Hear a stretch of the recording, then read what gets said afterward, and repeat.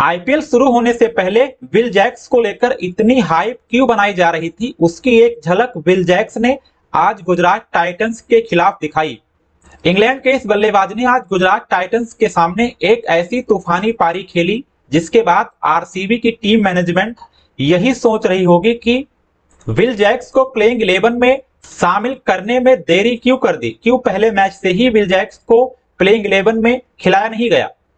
RCB और Gujarat Titans के बीच खेले गए इस मैच में विल जैक्स गुजरात के लिए तबाही बनकर आए। मात्र 41 गेंदों पर सेंचुरी जड़कर केवल 16 ही ओवर में गुजरात के 200 रन को चेज कर डाला। हालांकि शुरू में जब बल्लेबाजी करने आए थे विल जैक्स तो स्ट्रगल कर रहे थे, उस तरह से गेंद को स्ट्राइक नहीं कर पा रहे थे। 12वें ओवर तक उनका स्कोर 22 गेंदों में 29 रन ही था। वहीं विराट कोहली 38 गेंदों में 63 रन बनाकर इस चेज को कंट्रोल में किए हुए थे। लेकिन 12वें ओवर के बाद विल जैक्स ने अचानक से गियर बदला और एक ऐसी पारी खेल दी जिसकी शायद गुजरात के गेंदबाजों ने कल्पना भी नहीं की होगी। जहां 29 रन बनाए थे, केवल 22 गेंदों में 29 रन केवल बनाए थे, अगले 19 गेंदों में 71 रन जड़ दिए विल जैक्स ने।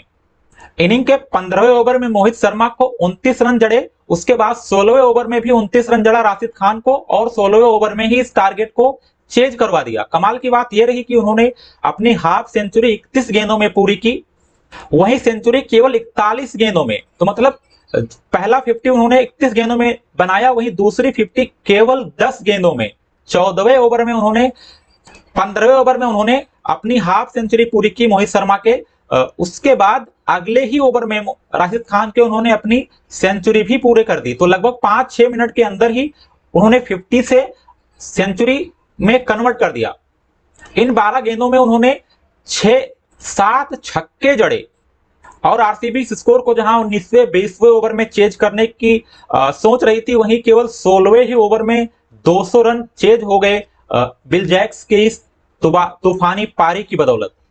बता दें कि विल जैक्स को आरसीबी ने 2023 से पहले खरीदा था 2023 के लिए, लेकिन 2023 में वो इंजरी के कारण शामिल नहीं हुए थे आरसीबी की टीम में। लेकिन इस साल उन्होंने वापसी की। शुरू के कुछ मैचों में उन्हें खेलने का मौका नहीं मिला, लेकिन आखिरी 5 मैचों में उन्हें खेलने का मौका मिला। शुरू के कुछ मैचों में उन्होंने उतने बड़े स्कोर नहीं बनाए थे, केवल एक बड़ा स्कोर बनाया था, उन्होंने 55 रन बनाया था केकेआर के खिलाफ। उसके अलावा कोई बड़ा स्कोर बनाने में कामयाब नहीं हुए थे। लेकिन आज उन्होंने जीटी के खिलाफ इन सब की कसर निकाली।